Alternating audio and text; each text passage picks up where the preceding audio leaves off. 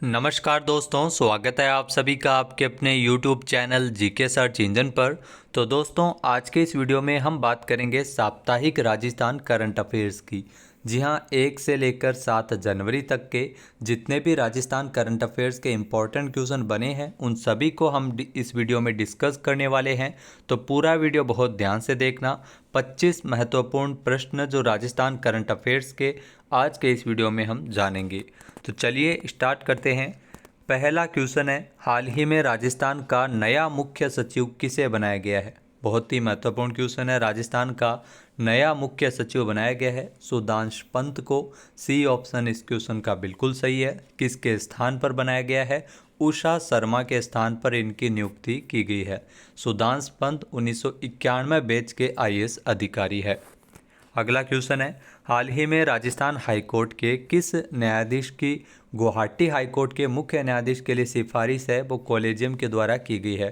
तो राजस्थान हाईकोर्ट के न्यायाधीश जिनकी गुवाहाटी हाईकोर्ट में मुख्य न्यायाधीश के लिए सिफारिश की गई है, जिसमें आपको बता दें कि मुख्य न्यायाधीश के लिए इनकी सिफारिश की गई है, जिनका नाम है अरुण बंसाली, यानी कि बी ऑप्शन इस क्वेश्चन का बिल्कुल सही है।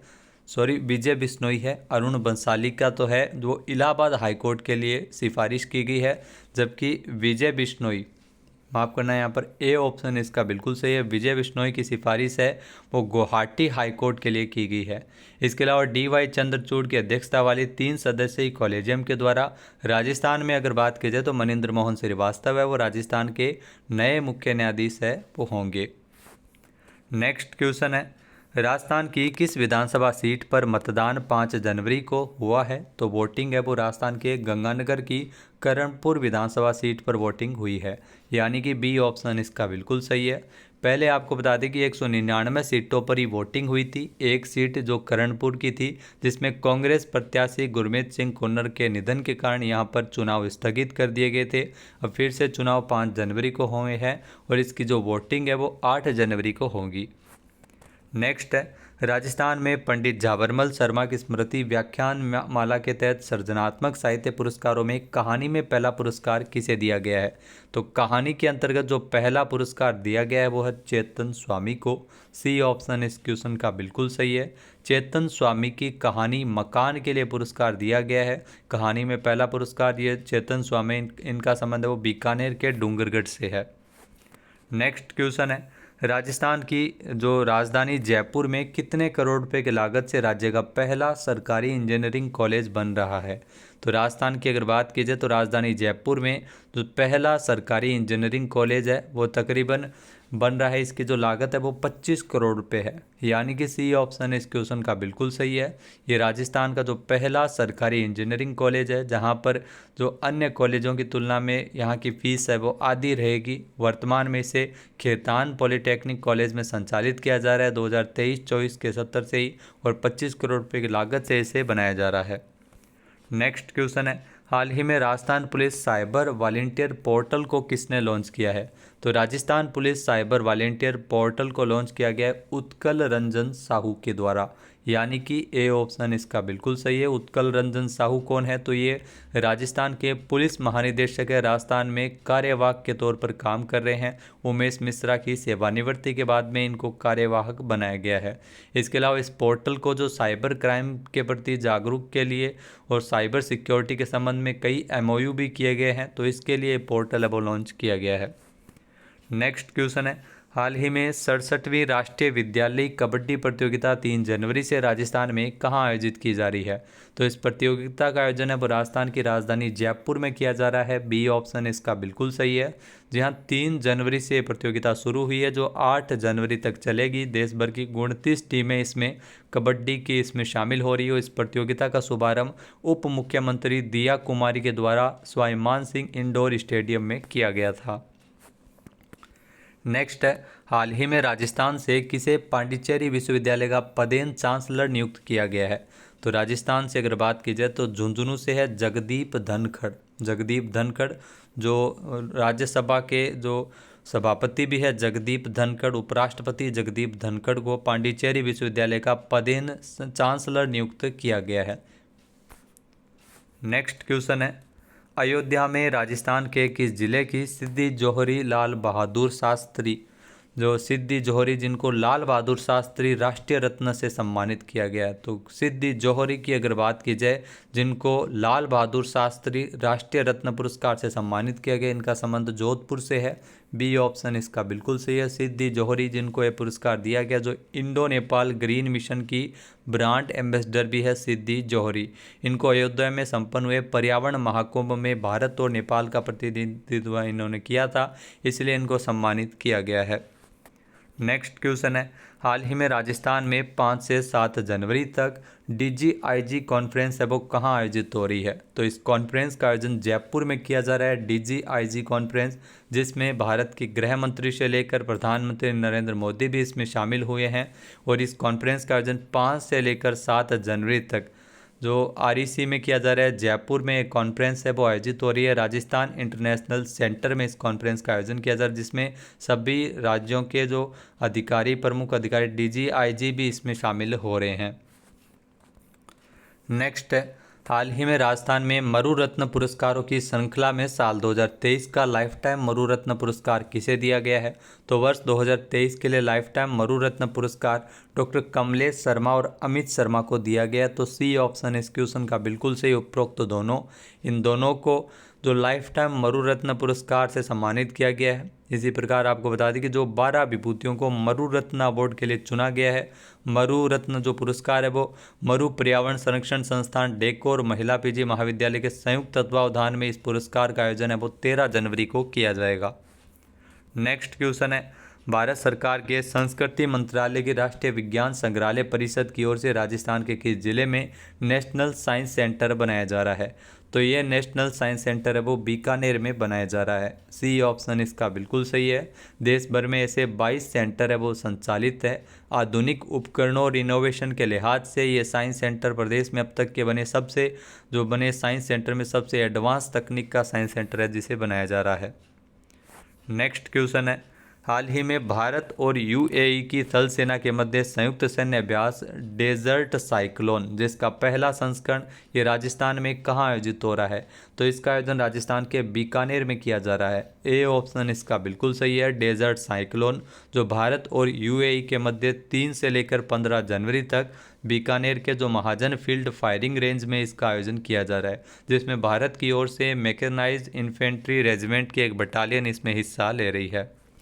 नेक्स्ट क्वेश्चन है, नई दिल्ली के प्रगति मैदान में 3 जनवरी को किस राज्य को एक जिला एक उत्पाद, जी हाँ, एक जिला एक उत्पाद पुरस्कार वितरण समारोह में कांस्य पदक मिला है? तो राजस्थान को कांस्य पदक मिला है। बी ऑप्शन यहाँ पर बिल्कुल सही है। नई दिल्ली के प्रगति मैदान में 3 जनवरी को पुरस्कार समारोह का आयोजन किया गया था, जिसमें जो 1 डिस्ट्रिक्ट 1 प्रोडक्ट जिसमें बेहतरीन कार्य किया है राजस्थान ने, और राजस्थान को कांस्य पदक से सम्मानित किया गया है।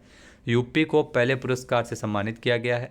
वर्तमान में राजस्थान से 41 उत्पादों को ODOP यानी 1 डिस्ट्रिक्ट 1 प्रोडक्ट्स की श्रेणी में चुना गया है। नेक्स्ट क्वेश्चन है, हाल ही में चूरू क्षेत्र को एक नया राष्ट्रीय राजमार्ग मिलने जा रहा है, उसका क्या नाम है? तो राष्ट्रीय राजमार्ग 703 जो चूरू को मिलने जा रहा है। जी हाँ, आपको बता दें कि राष्ट्रीय राजमार्ग जो 703 है ये चूरू को मिलने जा रहा है, और ये राजमार्ग जो जालंधर में पंजाब और सिरसा को हरियाणा से जोड़ता है, लेकिन ये राजस्थान के चूरू जिले से होकर गुजरेगा। चूरू के तारानगर की अगर बात की जाए तो तारानगर से भी होकर ये तारानगर नौहर से होकर होता हुआ ये बाद में पंजाब और सिरसा को हरियाणा में जोड़ता है। नेक्स्ट है, दृष्टिबाधितों के लिए digital online library for the blind in India का शुभारंभ जयपुर में कब किया गया था? तो इसका शुभारंभ है वो जयपुर में 3 जनवरी को किया गया था। सी ऑप्शन इसका बिल्कुल सही है। इस तकनीक का विकास को दृष्टिगत रखते हुए उद्भव विजन फाउंडेशन की ओर से दृष्टिबाधितों के लिए, जो अंधे लोगों के लिए digital online library for the blind in India, इसका शुभारंभ किया गया। इस टेक्निक के माध्यम से ये डिजिटल लाइब्रेरी को भी इसके माध्यम से छात्र है वो ब्लाइंड छात्र इसके माध्यम से इसका लाभ भी उठा सकते हैं। नेक्स्ट क्वेश्चन है, राजस्थान के किस जिले में प्रदेश का पहला एथेनॉल प्लांट मार्च 2024 में शुरू होगा? तो राजस्थान में अगर बात की जाए तो एथेनॉल प्लांट है ये गंगानगर में शुरू होगा। ए ऑप्शन यहाँ पर बिल्कुल सही है। इस एथेनॉल प्लांट से चावल और मक्के से एथेनॉल बनाया जाएगा, जो ऑयल कंपनी पेट्रोल में मिक्स करके उपभोक्ताओं को बेच सकेगी। पेट्रोल में एथेनॉल मिलाने से इसकी जो लागत है वो 15 से 20 रुपये प्रति लीटर के हिसाब से कम हो जाती है। नेक्स्ट क्वेश्चन है, हाल ही में राजस्थान में वित्त मंत्रालय की जिम्मेदारी किसे सौंपी गई है? तो राजस्थान में वित्त मंत्रालय की जिम्मेदारी सौंपी गई है दिया कुमारी। जी हाँ, दिया कुमारी उप मुख्यमंत्री है राजस्थान की। ये राजस्थान की छठी उप मुख्यमंत्री बनाई गई है दिया कुमारी। दिया कुमारी को सौंपा गया है वित्त मंत्रालय का दायित्व। ये ध्यान रखना, दिया कुमारी के पास पर्यटन विभाग भी है, कला साहित्य एवं संस्कृति और पुरातत्व विभाग भी है, सार्वजनिक निर्माण विभाग भी है, इसके अलावा महिला एवं बाल विकास विभाग भी है, महिला अधिकारिता विभाग भी इनके पास में है। तो दिया कुमारी के पास कुल 6 विभाग है और ये छठी उप मुख्यमंत्री बनी है, ये भी आपको ध्यान में रखना है। इसके अलावा बजट भी ध्यान रखना, इस बार दिया कुमारी ही पेश करेगी। नेक्स्ट क्वेश्चन है, राजस्थान सरकार ने गहलोत सरकार की इंदिरा रसोई योजना का नाम बदलकर क्या करने का फैसला किया गया? तो इस योजना को श्री अन्नपूर्णा रसोई योजना के नाम से जाना जाएगा। ए ऑप्शन इसका बिल्कुल सही है। पहले अन्नपूर्णा रसोई योजना चलती थी, बाद में तो कांग्रेस सरकार ने इसका नाम इंदिरा रसोई योजना कर दिया था।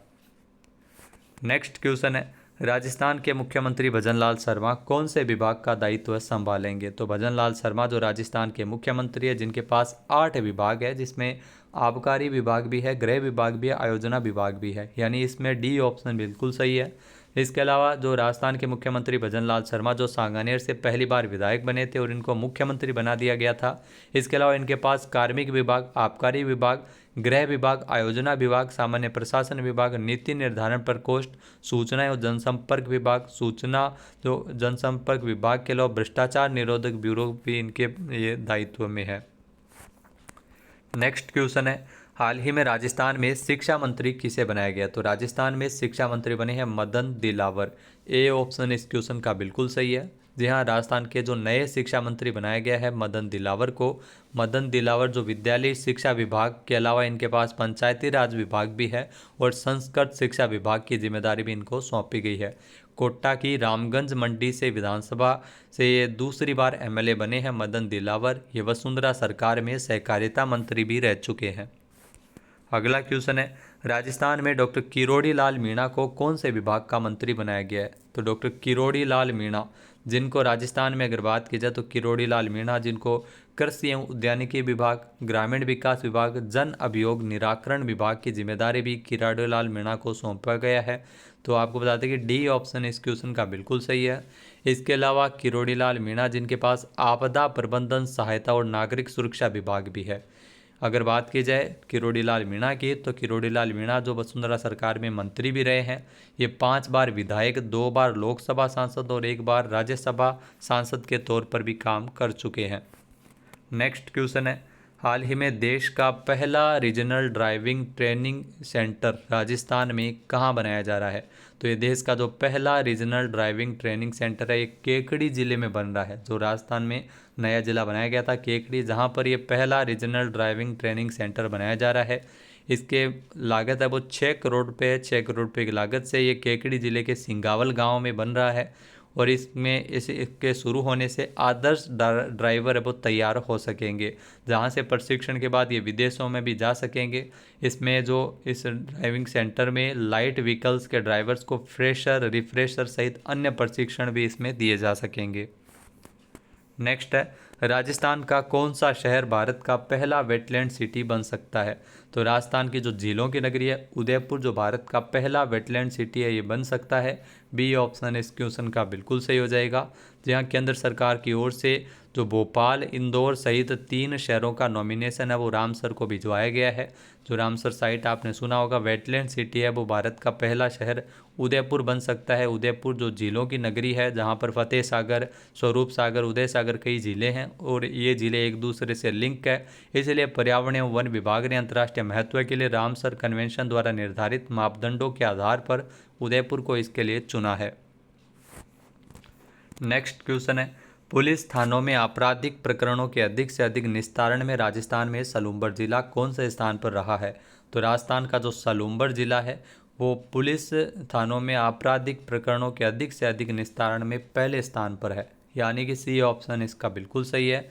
सलूम्बर जिला पहले स्थान पर इसलिए रहा है क्योंकि जो पेंडेंसी निर्धारित की जाती है वो 5% से कम होनी चाहिए थी 31 दिसंबर तक, तो राजस्थान पुलिस मुख्यालय से आपराधिक प्रकरणों के निस्तारण को लेकर, जिसमें सलूम्बर जिले की जो पेंडेंसी है वो 3.78% ही रही है, जो राजस्थान में सबसे कम है। तो इस हिसाब से सलूम्बर जिला है वो प्रथम स्थान पर है। सभी जिलों में प्रथम स्थान पर रहा है सलूम्बर। और इसके अलावा जो जाबर माइंस थाना है वो पूरे थाने की अगर बात की जाए तो राजस्थान में पूरे थानों में प्रथम स्थान पर जाबर माइंस थाना रहा है, जिसकी पेंडेंसी 2.05% रही थी। तो दोस्तों ये थे राजस्थान करंट अफेयर्स के 25 इंपॉर्टेंट क्वेश्चन जो पिछले 7 दिनों में बने थे। वीडियो आपको कैसा लगा कमेंट करके ज़रूर बताना। PDF फाइल आप वीडियो के डिस्क्रिप्शन बॉक्स से डाउनलोड कर सकते हैं। जय हिंद, जय भारत, जय राजस्थान।